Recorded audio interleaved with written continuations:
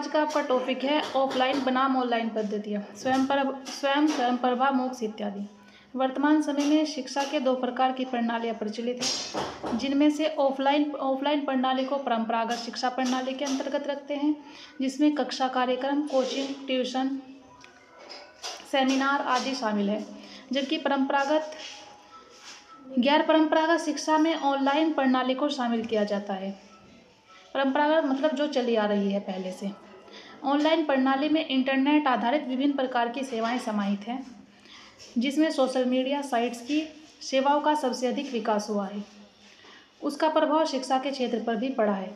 पहले शिक्षा का माध्यम परंपरागत था तथा उसमें केवल ऑफलाइन शिक्षण सामग्री ही शामिल थी, लेकिन सूचना एवं तकनीकी के विकास एवं प्रसार से अब इसमें ऑनलाइन पद्धतियों को भी शामिल कर दिया गया है।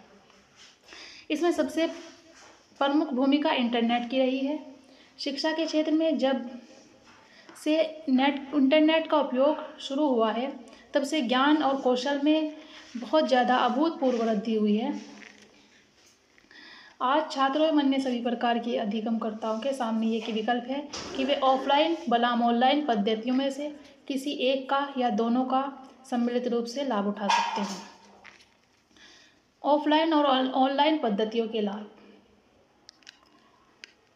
वैसे आजकल ऑनलाइन पद्धतियों को ज़्यादा महत्व दिया जा रहा है, लेकिन ऑफलाइन पद्धतियों के महत्व को भी कम नहीं माना जा सकता। ऑनलाइन पद्धतियों के उपयोग से आप घर बैठे ज्ञान को सीख सकते हैं। इसमें समय तथा धन दोनों की बचत होती है। ऑफलाइन पद्धतियों के उपयोग से छात्र ज़्यादा आसान तरीके से शिक्षा या प्रशिक्षण प्राप्त कर सकते हैं, क्योंकि इसमें वे इसे प्रत्यक्ष रूप से देखते हैं। ऑफलाइन पद्धतियों के उपयोग में तुलनात्मक रूप से कम धन लगता है, क्योंकि पुस्तक या अन्य मुद्रित सामग्री को कम पैसों में प्राप्त किया जा सकता है। वैसे तो इन दोनों ही पद्धतियों के अपने गुण एवं विशेषताएं होती है, लेकिन विद्वानों का मानना है कि दोनों का सम्मिलित रूप से प्रयोग किया जाए तो वह ज़्यादा लाभदायक होता है। ऑफलाइन और ऑनलाइन पद्धतियों के स्रोत। ऑफलाइन पद्धतियों के स्रोत में पुस्तक एवं अन्य प्रकार की पाठ्य सामग्रियाँ, संदर्भ ग्रंथ, जर्नल्स, एनसाइक्लोपीडिया, पत्र एवं पत्रिकाएँ आदि होते हैं। ऑनलाइन पद्धतियों के स्रोत में internet, email, WhatsApp, SMS apps आदि होते हैं। ऑफलाइन और ऑनलाइन पद्धतियों में अंतर।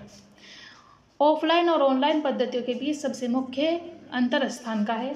ऑफलाइन शिक्षण या प्रशिक्षण में छात्रों को ये बाध्यता होती है कि उन्हें शिक्षण संस्थान या प्रशिक्षण स्थल पर जाना पड़ता है।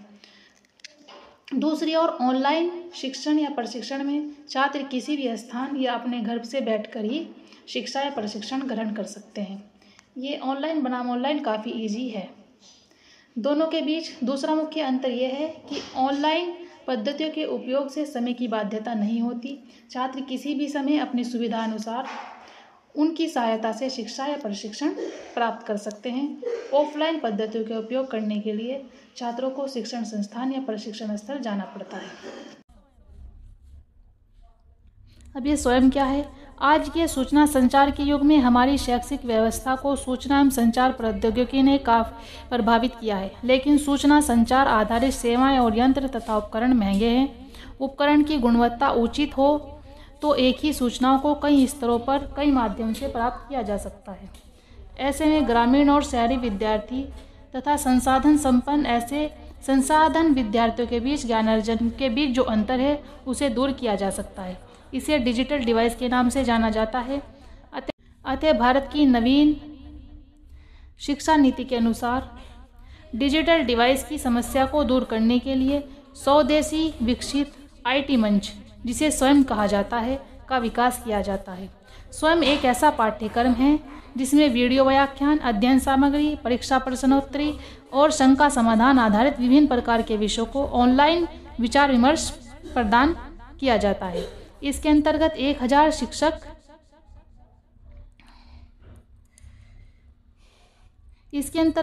1000 शिक्षकों का एक विशेषज्ञ पैनल तैयार किया गया है, जिसमें ऑडियो, वीडियो, मल्टीमीडिया जैसी नवीन साधनों का उपयोग किया जाएगा और इसमें देश के कई शैक्षिक संगठन जैसे NCERT, IGNOU, AIOS, CEC आदि संस्थान मिलकर इसके पाठ्यक्रम का निर्माण और प्रशिक्षण प्रदान करेंगे।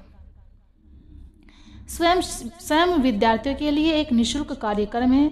इच्छुक विद्यार्थी अपना पंजीकरण कराकर इसका लाभ ले सकेंगे। मानव संसाधन विकास मंत्रालय एवं अखिल भारतीय तकनीक शिक्षा परिषद इस कार्यक्रम को संचालित कर रहे हैं। इसमें स्नातक और स्नातकोत्तर इंजीनियरिंग, विधि, चिकित्सा और सभी प्रकार के व्यावसायिक पाठ्यक्रम को सम्मिलित किया गया है। वर्ष 2019 में स्वयं के अंतर्गत कौशल विकास कार्यक्रम को भी जोड़ दिया गया है। फिर है आपका स्वयं प्रभा।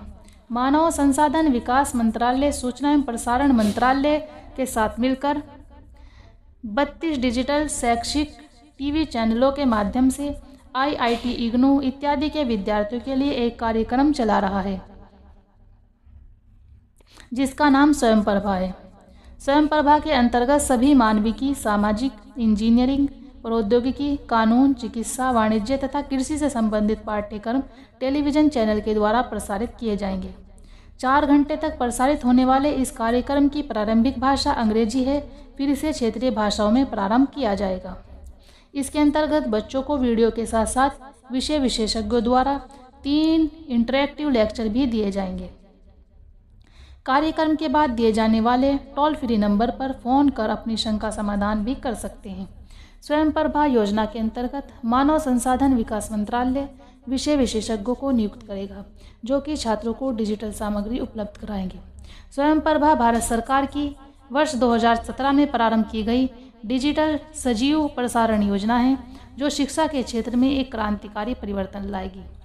टेली एजुकेशन तथा टेली कम्युनिकेशन आधारित शिक्षा व्यवस्था भारत के शिक्षा क्षेत्र में जहां एकरूपता लाएगी, वहीं शिक्षा के क्षेत्र में क्षेत्रीय असंतुलन, ग्रामीण और शहरी शिक्षा के बीच अंतर अर्थात डिजिटल डिवाइस की समस्या भी दूर होगी। फिर है आपका मोक्ष। ये मोक्ष क्या है? सूचना संचार आधारित बहुउद्देश्य बहुउपयोगी माध्यमों के विकास ने नए नए उपकरणों यंत्रों में क्रांतिकारी परिवर्तन लाए। इन्हीं दोनों के समायोजन से 21वीं सदी में घर बैठे कोई विद्यार्थी एक कक्षा के विद्यार्थी एवं विश्वविद्यालयों के विद्यार्थियों एवं विश्वविद्यालयों के समूहों अर्थात कई हजार लाख विद्यार्थियों के समूहों का आपस में ओपन ऑनलाइन जुड़ना मूक्स कहलाता है। ये शिक्षा का क्षेत्रीय, राष्ट्रीय, अंतर्राष्ट्रीय एवं वैश्विक मंच है। इस मंच से छात्र और शिक्षकों के बीच एक बेहतर गठजोड़ स्थापित होता है। कोई भी विद्यार्थी डिजिटल ऑनलाइन माध्यम से विश्व के संबंधित विषय के सर्वोच्च शिक्षक से जुड़ सकता है, चाहे वे प्रत्यक्ष जुड़े या अप्रत्यक्ष। जुड़ने से विद्यार्थियों में किसी भी प्रकार का विरोधाभास तथा पूर्वाग्रह नहीं होता है। इससे वे अपनी बात या अपने विचारों को बिना रुकावट के कह सकता है, वह भी निःशुल्क। ये विधा शैक्षिक स्वतंत्रता, विचारों के विकास और नवाचार को प्रोत्साहित करती है। हाल के वर्षों में ओपन ऑनलाइन कोर्सों को विश्वविद्यालयों और विद्यार्थियों दोनों के लिए सुविधाजनक और सस्ता बनाया गया है और इसकी पहुंच व्यापक है। तो ये थे आपके आज का पॉइंट, ऑनलाइन ऑफलाइन बनाम ऑनलाइन शिक्षण पद्धतियाँ, स्वयं प्रभा एंड मोक्ष इत्यादि।